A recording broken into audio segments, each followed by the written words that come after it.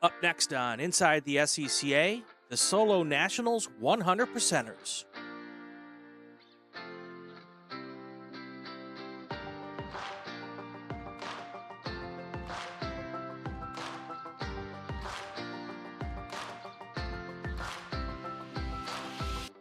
Welcome to Inside the SCCA.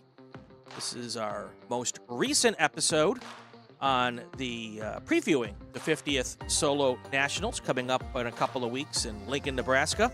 This episode presented by Mazda Motorsports. I'm Brian Bielanski. Welcome to the show, everybody. Really excited today about our guest.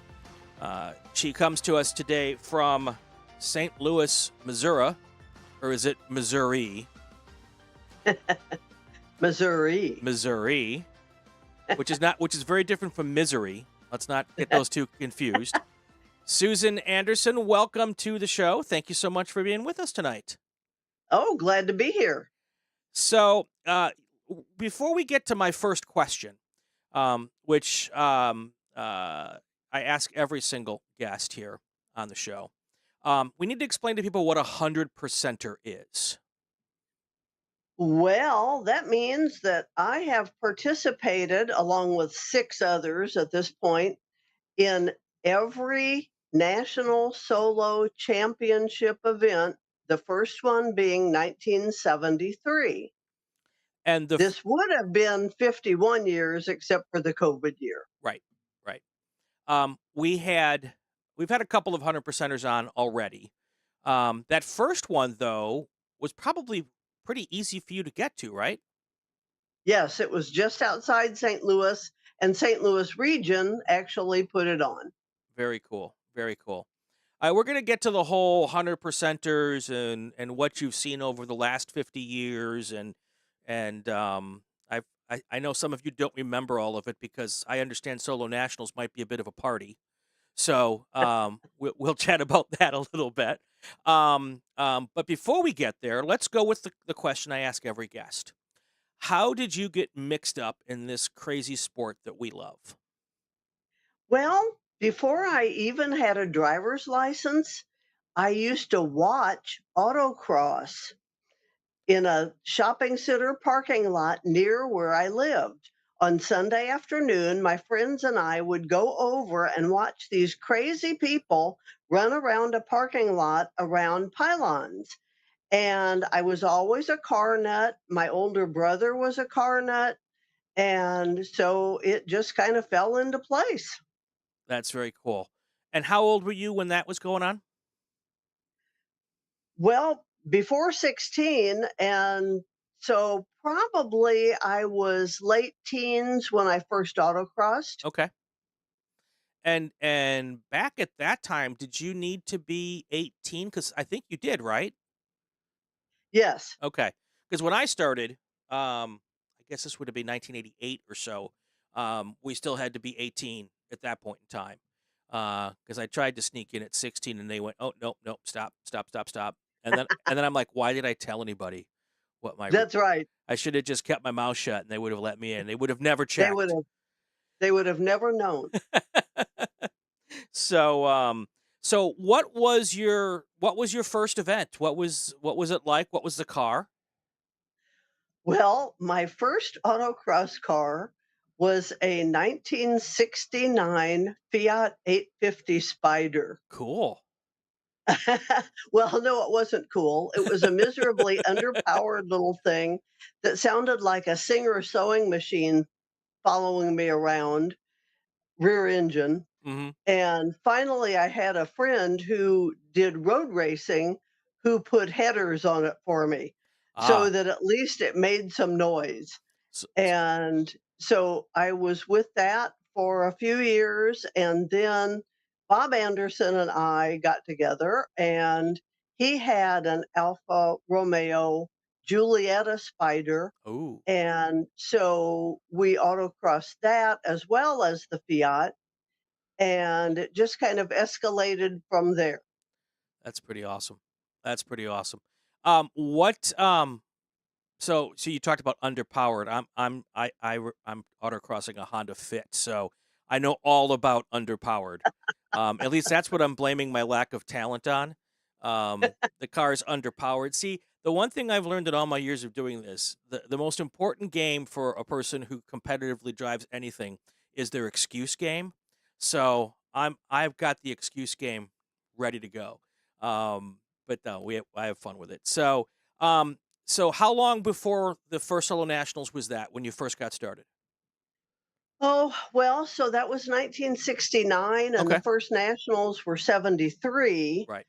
So, yeah, just 4 years. Okay. Okay. At that point in time, how were you received as a lady in the paddock at the solo? Just no issues. Anybody give you a hard time?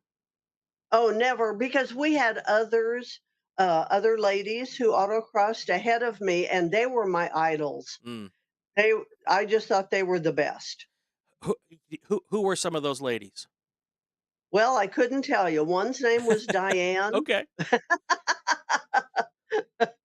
It's kind of interesting because we've told stories for decades now about how difficult it is for women in motorsports, and I've talked with Shirley Muldowney and Janet Guthrie and some of these pioneers who really paved the way for some of the ladies who are racing today. But the ladies I've talked to in the autocross community, either you're really kind and won't talk about it, or the autocross community was really welcoming. Oh, totally welcoming. Everybody was equal. Right. It it didn't really matter. Any idea of what you attribute that to? I think just because it's a grassroots sport Sure. and Sure. we don't have to depend on sponsors. Right. Yep. Yep. That makes a lot of sense. Yeah. When you have to start raising money, that makes things a little more difficult, doesn't it? Yes. I, I bet. I bet. So, 100 percenter, that means you have been competing at every single solo nationals since 1973. So, in Yeah. 1973, when you did the first one, there was obviously every one of you was a 100 percenter. Now we've got six. So, at what point did the group who's gone to all of them start realizing that this was a special group of people? Oh gosh, I don't know. I think really there was a group, say for the first 10 years, a much larger group at Right. that time, but I think it kind of made an impression on us that we had been to everyone for those first 10 years. And then let's just keep going. Let's do this some more. Right. And would you say at 10 years, how many 100 percenters were there, would you say? Oh gosh. I really don't know. There were like 30 Okay. at that time. Okay. Now let's fast forward to 25 years. At 25 years, how many 100 percenters do you think were there? Um well, definitely more than the 7 that we've got now, but maybe 15. I Okay. can think of a couple who have dropped out after a certain point. Maybe it was after the 25 years when they just said, "Yeah, we've done this enough. We're not going to do it anymore." S- Um, So you mentioned something before we went on, which I got a kick out of. You said that the 100 percenters were the ones that didn't know when to give up. Something like that. Yeah. Uh, so what kind of a kinship do you all have now? There's six left. It's when you all get together at nationals. Do you guys all paddock together? Do you all hang out, or do you still kind of do your own thing? No, we do our own thing, but we make sure that we see each of the 100 percenters Right, right. and stop and chat a little bit. And I know this year at Lincoln there's going to be a dinner, and I think all of you are going to be kind of the guests of honor at this dinner, right? Well, nobody has told us that. They Okay, just said it's a special thing. okay. So, and I don't know if Dick Berger and Charlie Clark have signed up for that, but I know the rest of us have. Sure, sure. Um, I'm looking forward to that, by the way. I love I've been a journalist for 30 years, and I kind of consider journalism as the writing the first draft of history. And so I love the history of whatever I'm involved with, and I love motorsports and racing history. I had Rocky on the show, the first episode, and he and I probably could have gone for 5 hours, but I had to stop it at some point. Um, uh, and I just love the idea that that you guys have kept this whole tradition going, and that's pretty awesome. So you've seen a lot. You know, there's that TV commercial for an insurance company. We know a lot because we've seen a lot. Yes. You've seen a lot over the last 50 years. Trends have come and gone. The hot cars have come and gone. What is kind of give me your idea of what the arc of that 50 years was like, and what kinds of things you've seen change over the years. Let's start with the things you've seen change for the better. I think there's probably better organization. Well, there has to be to accommodate 1,300 competitors, which we'll have this year. Right. So it's gotten bigger each year. So there has to be better coordination. We have, well, and in the early years, it was SCCA regions who actually put on the nationals. And then it fell under the national office. So that's a change where, it's not left up to individual regions. Right. It's done from the national level. I think that's a big thing. And I assume that that just kind of had to happen, right? Because it got so big, and it got, regions are all volunteer members. They only have so much time in their days to dedicate to doing this thing. Um, it kind of had to fall to the national office at some point, right? Yes. Yeah. So, what are the different cars you've been to nationals with?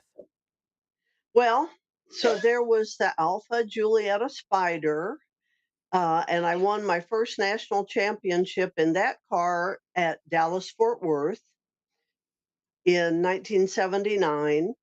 And then we built well, it started out as an A modified Brabham Alpha, and then classing changed and it became a B mod car. But that was my absolute favorite car. It handled so well, it was so easy to drive, and I won some championships with that one. And then Bob Anderson and I split.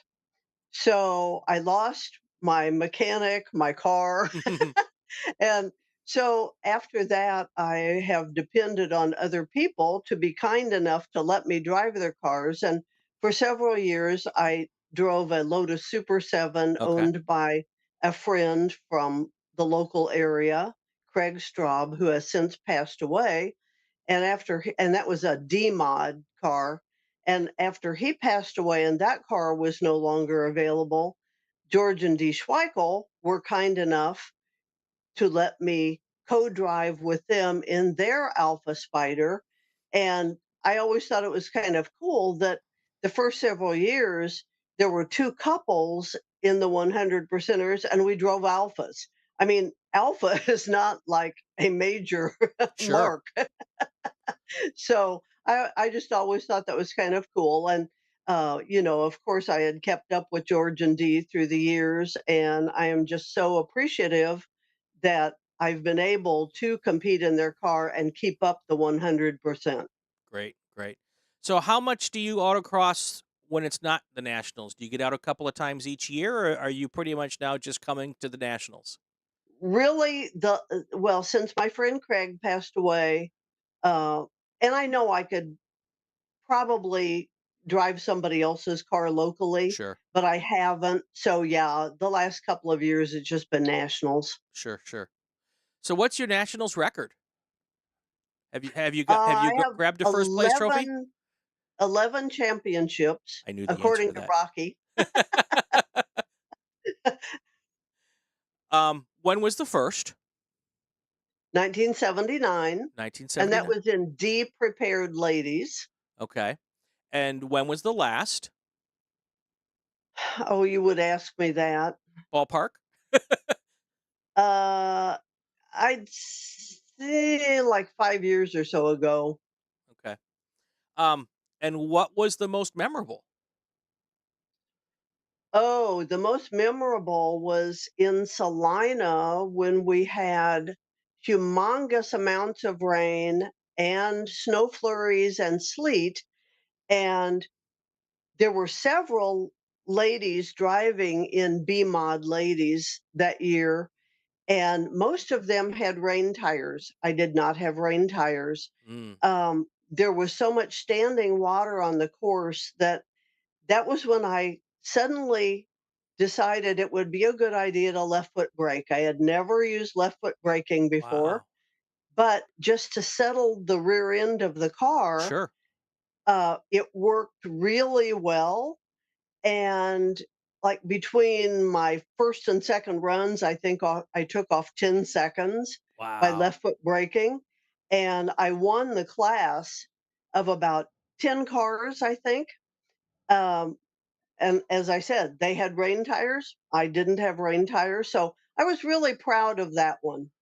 So you decide before the first run you were going to do this, or after the first run did you say this is not going to work if I don't try something else?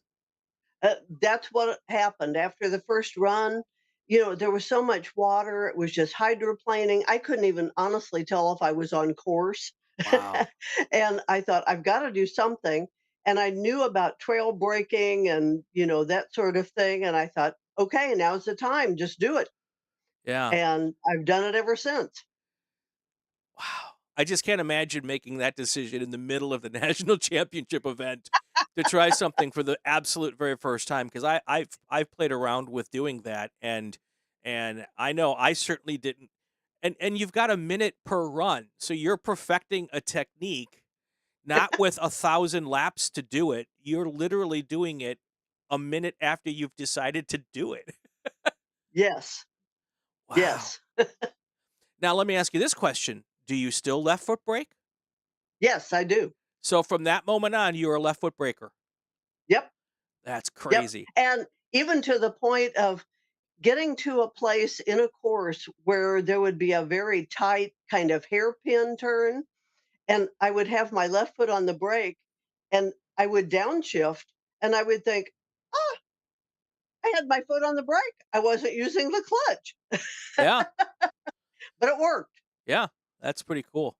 How did your transmissions like that? Well, actually, it didn't complain. Yeah, I suppose it depends on the transmission, depends on the way it's set up, and Yes. you were driving cars that were more of a performance car, so they probably liked that. They probably didn't have a ton of synchros, and that's so beyond cool. I wouldn't have the guts Yeah. to do that. I mean, it came to me after the fact. Oh, you didn't use the clutch. Yeah, that's crazy. That's crazy. Um, Tell us a little bit about what it's like to go to nationals. This is gonna be my first one.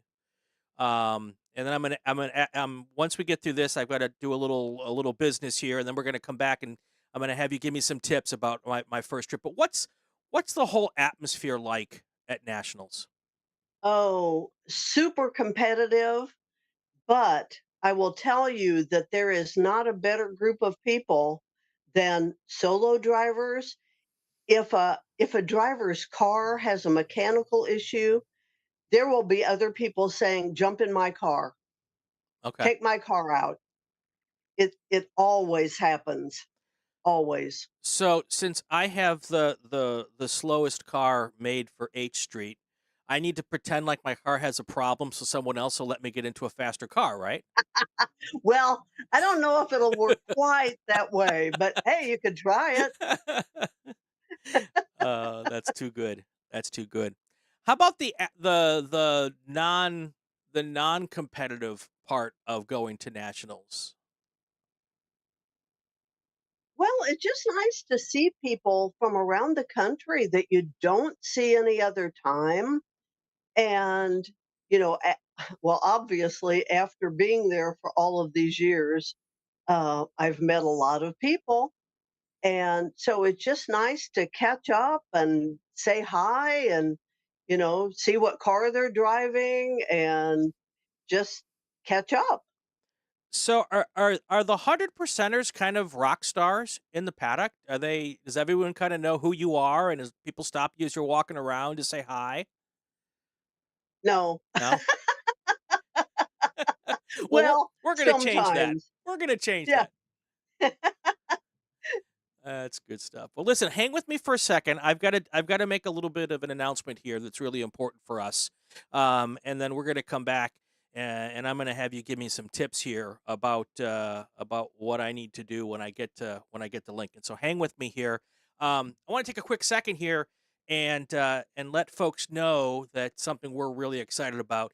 And we have a new presenting sponsor for Solo Nationals. Mazda Motorsports has jumped on board to help us get there. It does not happen without money, just like everything else in motorsports. Doing a podcast and taking it on the road costs some buckage. And I was really fortunate to hook up with the good folks over at Mazda Motorsports and talk to them about it. And they of course, as we all know, are huge supporters of grassroots motorsports, huge supporters of the SCCA with all of their different classes. Lots of I went through the entry list last night for Solo Nationals, and there are tons and tons of Mazdas in lots of different classes. So they were very quick to say yes, we're going to do it, and I can't thank Josh Smith and the team over there enough. So our shows from Solo Nationals are going to be inside the SCCA from Solo Nationals, presented by Mazda Motorsports. And I would love for you to check out. We've got some links that are going to be down in the show notes here. And once the show is over, we'd love to have you click on those and give them some support. And if you have not decided which car you want to race, I know people think we've got enough Mazdas, but you know what? Check them out. They really do support with contingency programs, parts programs, lots of really cool stuff. One of the most involved manufacturers in grassroots motorsports, um, and I can't thank them enough. So, going forward for the rest of our Solo Nationals coverage and everything we do at Lincoln, it will be inside the SCCA from the 50th Solo Nationals, presented by Mazda Motorsports. All right, Susan, we're back. Thank you for letting me get through that. I really wanted to thank all those folks, and if it weren't for them, I would not be heading to Lincoln here in a couple of weeks, just like everyone else. I'm driving the car out. It'll be packed to the gills with tires and all the stuff I need for that, plus all the stuff I need to do the podcasts from there, as well as clothes, because I understand the weather can change very quickly. Um, Yes. I was told I need something to drive the car with and flip flops because I will likely be rain filled the whole time. So anyway, so I'm coming to Lincoln for the first time, my first Solo Nationals. What do I need to know before I get there? Um, Take a deep breath. Okay. That's the first thing. Because when you get there and pull in past the waiver people going in the gate, it's huge. And there are cars everywhere, motorhomes everywhere, trailers everywhere. And of course, everyone is assigned a paddock spot, so you'll know where you're supposed to be. Hmm. But it's just so overwhelming with the number of entries that we will have this year. Thinking back to some of the earlier years where we just had a few hundred cars, and Right. now we're up to 1,300 cars. It's really something. Like Wednesday, the place will be packed, Right. jam packed, because that's the changeover from the Tuesday, Wednesday classes to the Thursday, Friday Sure. classes. And of course, a lot of people will be there for the weekend before for Pro Solo. And so, I mean, it's just big. That's the main thing that I can tell you is you will be overwhelmed. And even with some of the numbers of cars in classes, um, it's huge. Right. It is just huge. I mean, it's just more than you can really comprehend until you're there. Right. Right.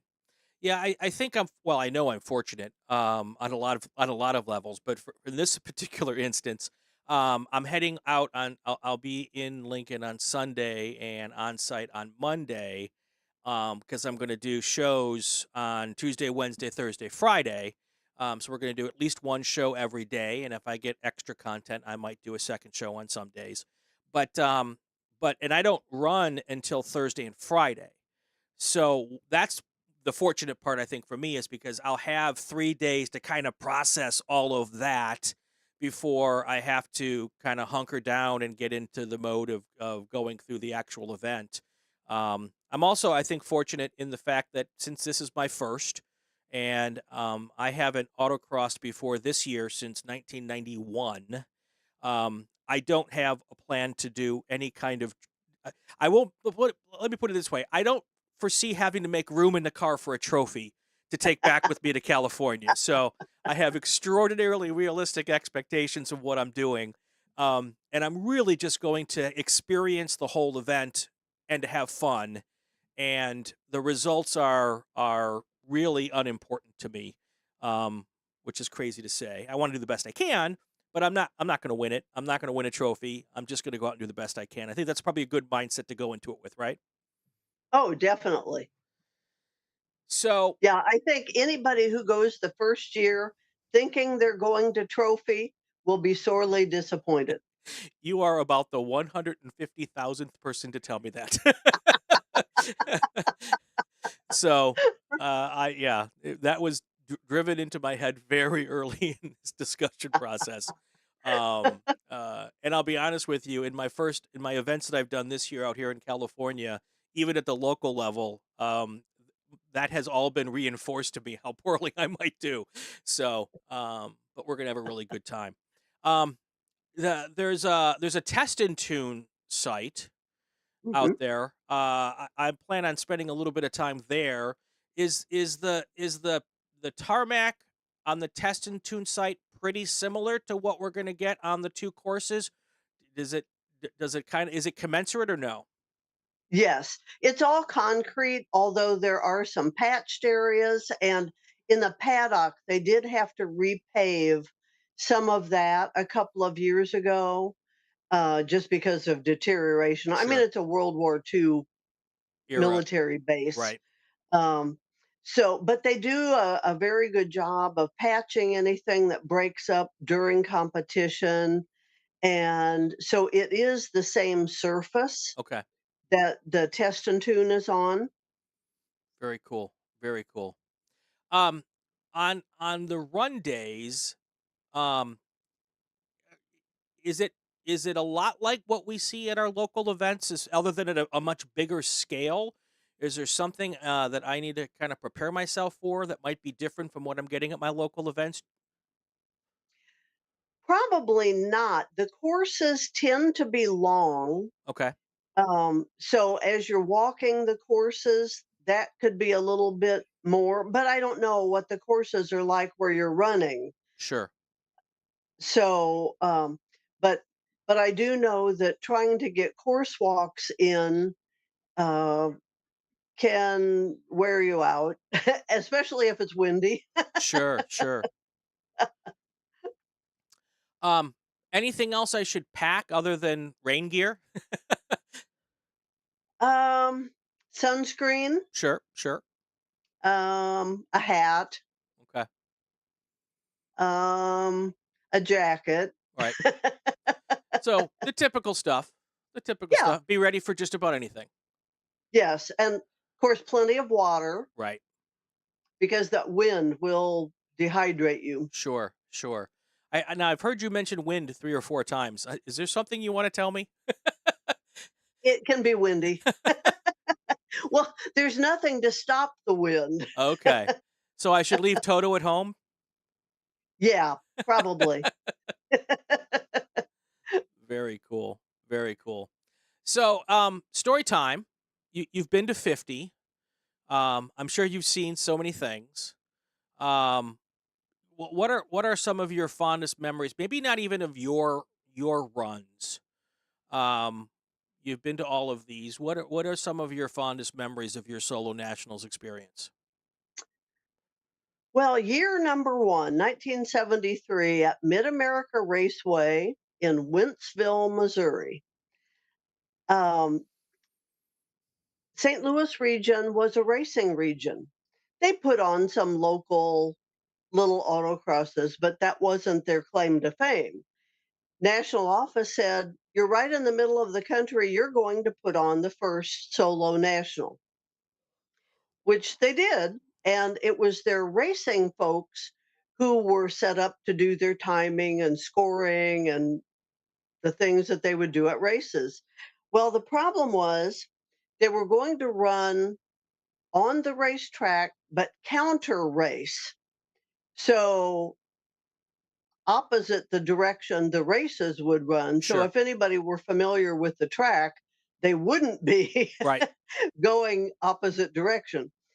But what they didn't take into consideration was that their timing equipment wouldn't run in close proximity to the PA system they were using, or the radio system, I should say, Huh. not PA. And they fooled with that for hours and hours and hours. So, having walked the course in the morning and then driving it late in the afternoon, the shadows were totally different. Oh yeah. And there were a lot of trees around this racetrack. So, I can remember going into one corner. I couldn't even see the pylons because I had just been driving directly into the sun and then came into the shade of these big trees. And I just couldn't see it. But that was kind of what that event was known for, was the problems with the timing and the Sure. radios. So we've come a long way Yeah. Yeah. since those days. Um, So, did they put up cones on the racetrack to make it kind of autocrossish? yes, Okay.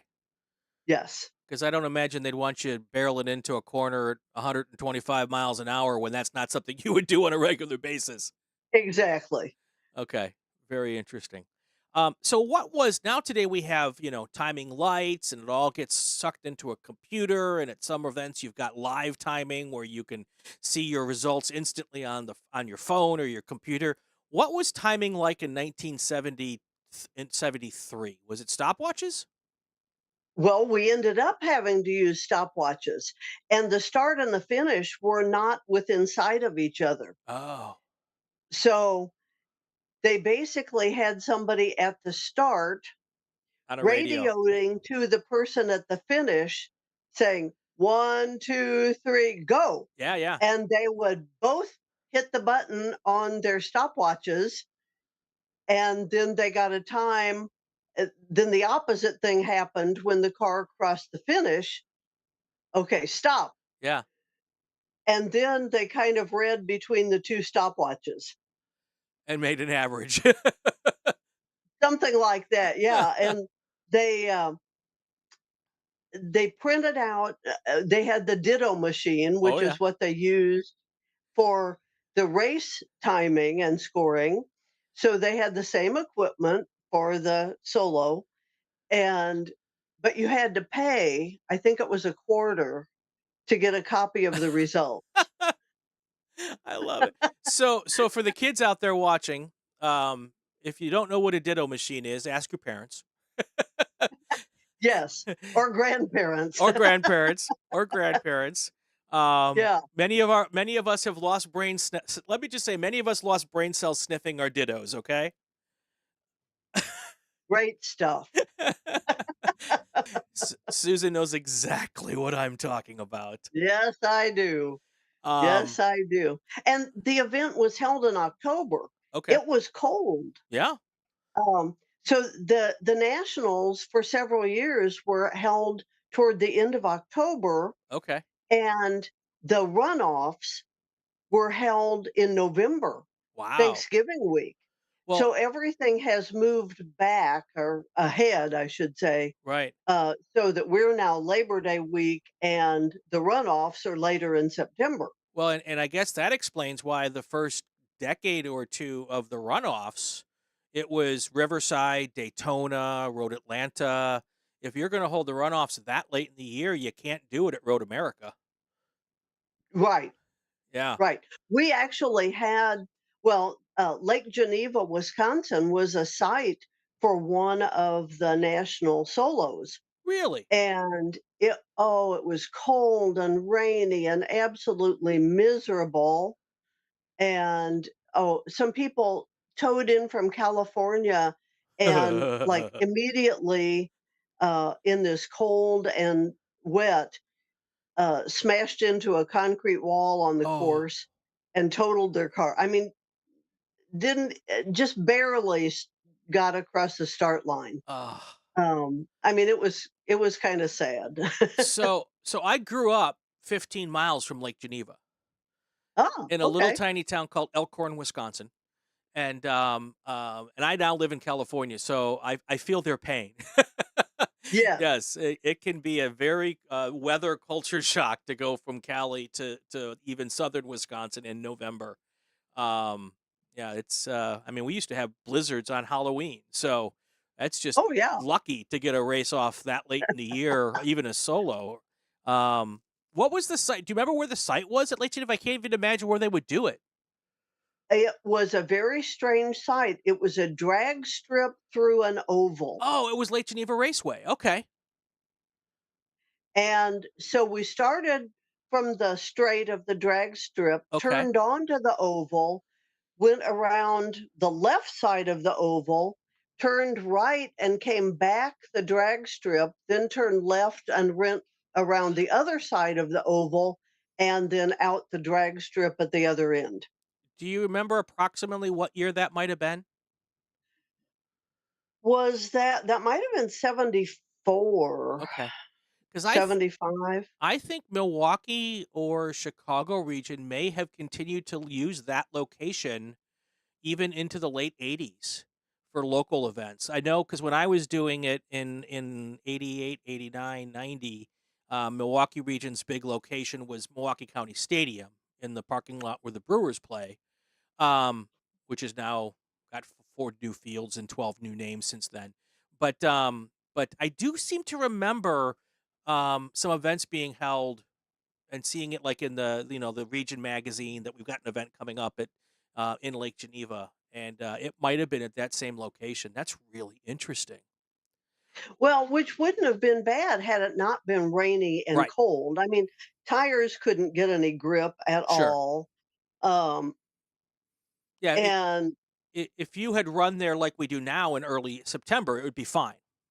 right, Yeah. right. But if you're doing late October, that could be anything. Oh, miserable, Yeah. Oh goodness. just miserable. So, what other any other bizarre locations over the? Because at some point they kind of settled into a.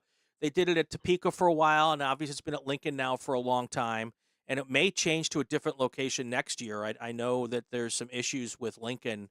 I think they have to do some work at the airport, or I don't know exactly what it is, but I'm hearing that we might not be back at this particular location in Lincoln again. Any other bizarre locations that you remember over the years? Well, 1976 was Columbus, Ohio, and it was at a fairgrounds, and they didn't have a way to communicate pylon penalties, DNFs.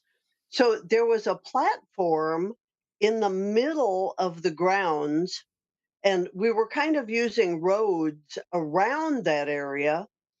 And so they had somebody on this platform with a big sign. They would hold up the sign with like three, meaning they hit three cones. And so they were like signaling in from around the course to this central platform so that they could hold up a sign so that the timing people could see it. Okay. That was bizarre. And so that year and the year at Lake Geneva, we only had one course. Everybody just drove one course. Now at MAR in 1973, we did have two courses. We had the long course on the racetrack, and we had a short course on the front straight of the racetrack. Okay. So back then we did have two courses, a fast, more open course and a short, tight course. And so that kind of came back into play through Salina, and we were at Wichita and Dallas Fort Worth, and um, so we've been in a variety of locations with different setups, and some of them just would not work today, not just by the number of entries, but just by the layout. Right. Like we couldn't use that Lake Geneva Sure. track again. Um, that our safety has come a Sure. long way. Sure. Thank goodness. Yeah, definitely. Definitely. What was your Yeah. what was your favorite? I liked Salina at what became a sports complex. We stayed in Salina a few more years at the airport, and that was where everybody got. That was, I think, the first year that they used the term OPR, other people's rubber. Okay. Um, Tires had gotten very soft, and it was hot. Sure. And if you had to walk the course after it had been driven on for a day, your shoe soles were coated Wow. with melted rubber. You had to just throw them away. Huh. That's crazy. Yeah.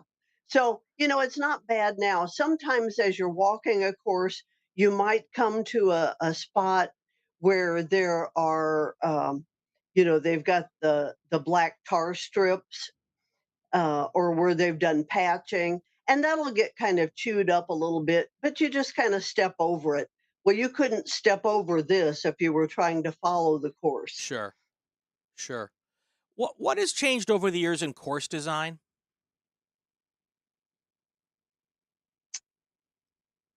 Um, Because I'm sure the methodology has changed.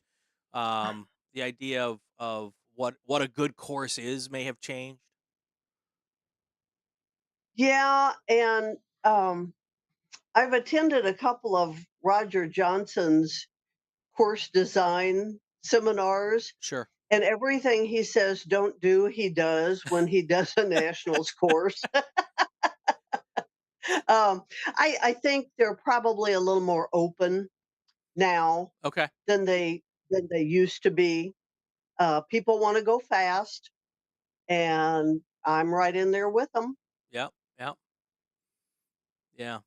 Yeah. So I imagine that, and that's probably a difference now for folks come from regions where they don't have a large venue to be able to do their events. You had mentioned that these courses are pretty long, and I don't have a lot of reference point because again, I've been out of the game for so long. So I'll let you know when I get there whether this course is a lot longer than what we do out here in California or not. Yes, The parking lot that we use out here does seem to be kind of small to me. It's we use a minor league baseball stadium, so it's not massive like, where the Cardinals play, right. but it's bigger than a Walmart parking lot. So, Yeah. so I'll be really interested to see what that is. But I imagine for drivers coming from places where they don't have a big venue, that it can be a little hard to get used to, even just memorizing where the course goes on a bigger course like that, right?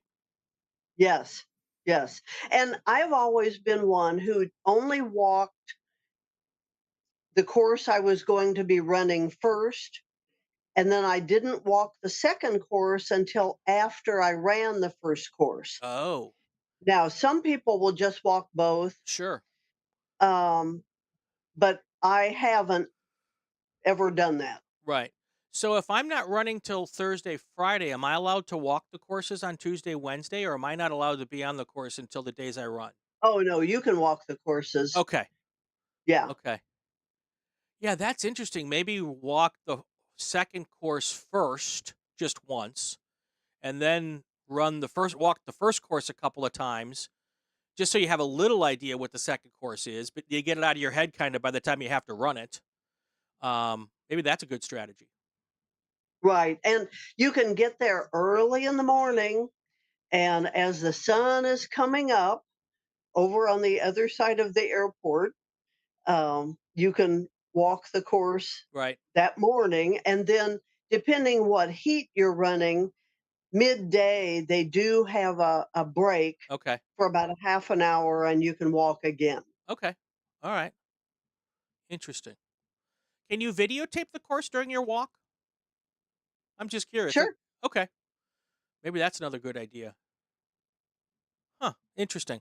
All these little tricks I'm trying to come up with in my head that won't help me, but I'm interested anyway. Well, but it makes you feel like you're doing something. Exactly.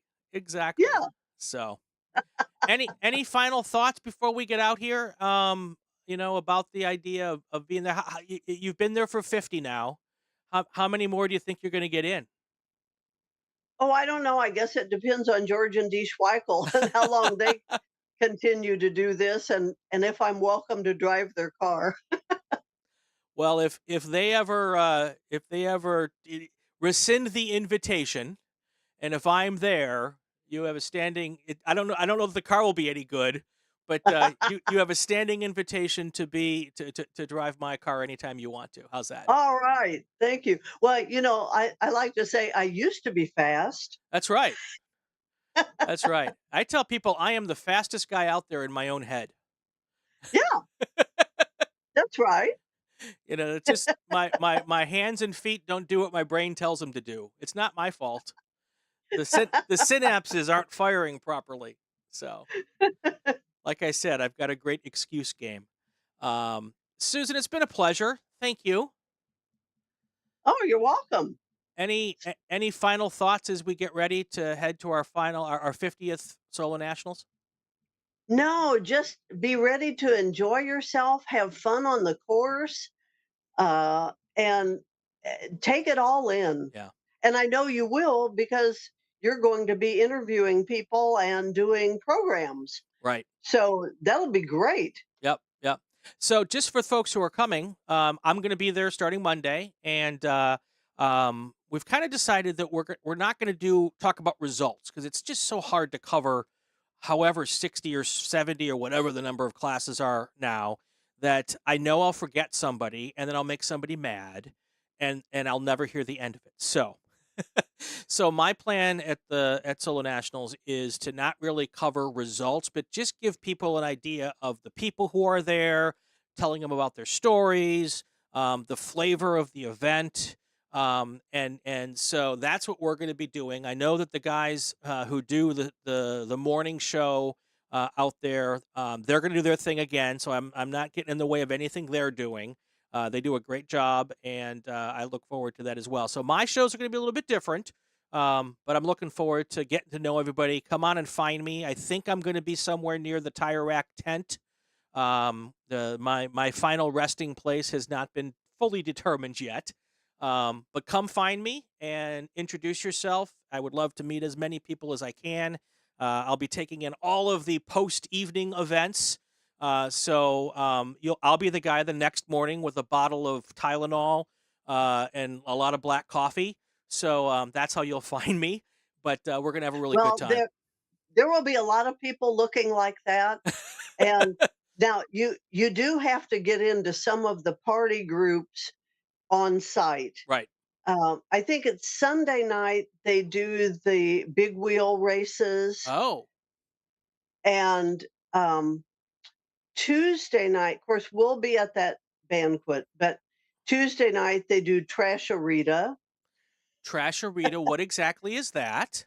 Well, they have a lot of smoked meat and a variety of alcoholic beverages. Oh, And there's also a beer swap sometime, and uh, you need to find all of these little groups on Facebook. yeah. I'm gonna have to just put a post out there and figure out how I get into all of these things. Um, it sounds like a ton of fun, and that's really what I want to let people know as to what a good time this is. So I'm looking forward to all of that. I don't know that I'll be in. I'm leaving Saturday morning from California with the idea of being there by Sunday afternoon. So I don't know if I'll be there early enough to partake in anything on Sunday night. Um, Yeah, probably not. but and if I do, I'll probably be a zombie because I'll be wanting to just go find my pillow and go to sleep. But I'll be ready and raring first thing on Monday morning. So Well, Monday night is the welcome party, right, and that's fun too. yeah, yeah. All right, Susan, I look forward to finding you. I'm going to Yeah, get a list of everybody and where they are in the paddock, so I will definitely look you up and shake your hand, yep. and I will share an adult beverage with you at some point in time, I'm sure. Oh, yes, All right. definitely. All right, that's going to do it for this episode of Inside the SCCA. This is our Solo Nationals preview shows presented by Mazda Motorsports. If you like what you're hearing, subscribe to the Racingwire Podcast Network. If you like what you're seeing, subscribe to the Racing Network on YouTube so you won't miss any episodes. It'd also be great if you leave a comment, especially if it's a good one. If it's a bad one, put it on someone else's channel. You can also follow us on social media, find out who our next guests are, leave a question on Twitter. It's RacingWireNet. There's a new Inside the SCCA every week live on Wednesdays on YouTube, and then the podcast comes on Fridays. I'm Brian Bielanski. Have yourself a fantastic weekend. Stay safe and go play with cars. Hi, I'm Kelton Jago, and this is Inside the SCCA. Inside the SCCA is a presentation of the Racingwire Podcast Network and Rule 15 Productions. This podcast is not affiliated with, endorsed, or sponsored by the Sports Car Club of America. The views expressed within are those of the host and our guests, and not that of the SCCA.